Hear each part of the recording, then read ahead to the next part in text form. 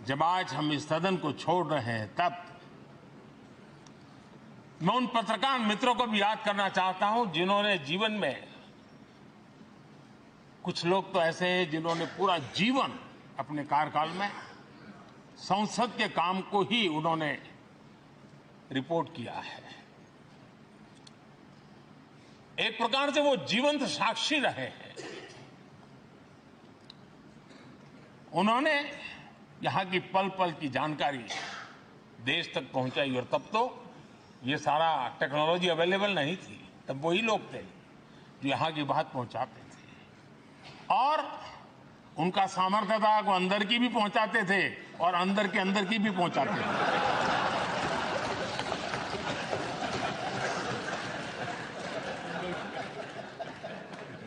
और मैंने देखा कि ऐसे पत्रकारिता जिन्होंने संसद को कवर किया, शायद उनके नाम जाने नहीं जाते होंगे, लेकिन उनके काम को कोई भूल नहीं सकता है। और खबरों को लिए नहीं, भारत की इस विकास यात्रा को संसद भवन से समझने के लिए उन्होंने अपनी शक्ति खपा दी थी।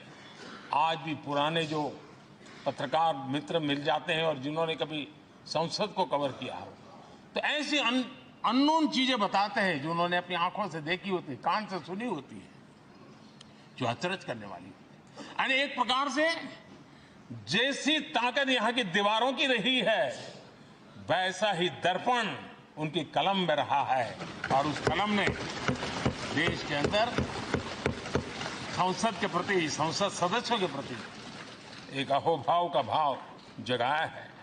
मैं आज कई पत्रकार बंधु होंगे जो रहे नहीं होंगे, लेकिन मेरे लिए जैसा ये सदन छोड़ना भावुक पल है, मैं पक्का मानता हूं इन पत्रकार बंधुओं के लिए भी ये सदन छोड़ना उतना ही भावुक पल होगा, क्योंकि इनका लगाव हमसे भी ज्यादा रहे हैं। कुछ तो पत्रकार ऐसे होंगे जो हम लोगों की टर्म से भी समय उन्होंने काम किया होगा। आज उनके उस महत्वपूर्ण लोकतंत्र की ताकत बनने के लिए, योगदान देने के लिए भी याद करने का अवसर है। आदरणीय अध्यक्ष जी,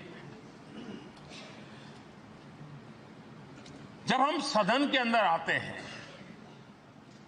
हमारे यहां नाद ब्रह्म की कल्पना है। हमारे शास्त्रों में माना गया है किसी एक स्थान पर अनेक बार एक ही लय में उच्चारण होता है तो वो तपोस्थली बन जाता है, उसके एक पॉजिटिव वाइब होते हैं। नाद की एक ताकत होती है जो स्थान को सिद्धि स्थान में परिवर्तित कर देती है।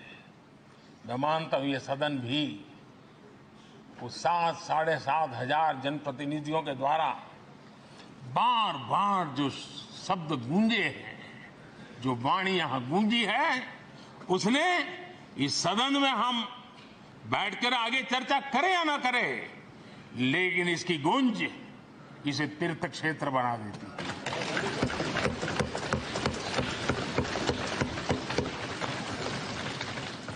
एक जागृत जगह बन जाती है, और लोकतंत्र की प्रति श्रद्धा रखने वाला व्यक्ति आज से 50 साल के बाद भी जब यहां देखने के लिए भी आएगा तो उसे उस गूंज की अनुभूति होगी कि कभी भारत की आत्मा की आवाज यहां पर गूंजती थी। और इसलिए अध्यक्ष महोदय, ये वो सदन है जहां कभी भगत सिंह, बटुकेश्वर दत्त, उन्होंने अपनी वीरता सामर्थ्य से अंग्रेज सल्तनत को जगा दिया था बम का धमाका करके। वो बम की गूंज भी जो देश का भला चाहते हैं उनको कभी सोने नहीं देती। आदरणीय अध्यक्ष जी, ये वो सदन है जहां पंडित जी को इसलिए भी याद किएगा, अनेक बातों के लिए याद किएगा, लेकिन हम जरूर याद करेंगे इसी सदन में पंडित नेहरू का at the stroke of midnight की गूंज हम सबको प्रेरित करती रहेगी। और इसी सदन में अटल जी ने कहा था, वो शब्द आज भी गूंज रहे हैं इस सदन में, सरकारें आएगी जाएगी, पार्टियां बनेगी बिगड़ेगी, लेकिन ये देश रहना चाहिए।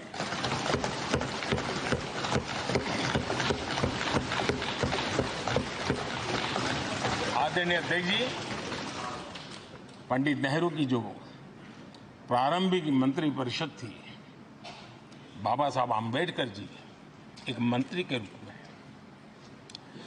दुनिया की बेस्ट प्रैक्टिसेस भारत में लाने पर बहुत जोर दिया करते थे।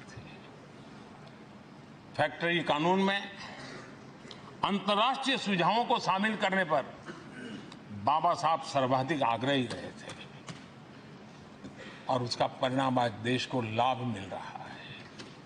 बाबा साहब आम्बेडकर ने देश को नेहरू जी की सरकार में वाटर पॉलिसी दी थी और उस वाटर पॉलिसी बनाने में बाबा साहब आम्बेडकर की बहुत बड़ी भूमिका रही थी। आदरणीय अध्यक्ष जी, हम ये जानते हैं कि भारत में बाबा साहब आम्बेडकर एक बात हमेशा कहते थे कि भारत में सामाजिक न्याय के लिए भारत का औद्योगिकरण होना बहुत जरूरी है, क्योंकि देश के दलित पिछड़ों के पास जमीन ही नहीं है, वो क्या करेगा? औद्योगिकरण होना चाहिए। और बाबा साहब इस बात को मान करके डॉक्टर श्यामा प्रसाद मुखर्जी, जो पंडित नेहरू के मंत्री थे, उन्होंने इस देश में और पहले वाणिज्य मंत्री के रूप में और उद्योग मंत्री के रूप में उन्होंने इंडस्ट्री पॉलिसी इस देश में लाई थी। आज भी कितनी ही इंडस्ट्री पॉलिसी बने, लेकिन उसकी आत्मा वही होती है जो पहली सरकार के थी, और उनका भी बहुत बड़ा अहम योगदान रहा था। आदरणीय अध्यक्ष जी, लाल बहादुर शास्त्री जी ने 65 के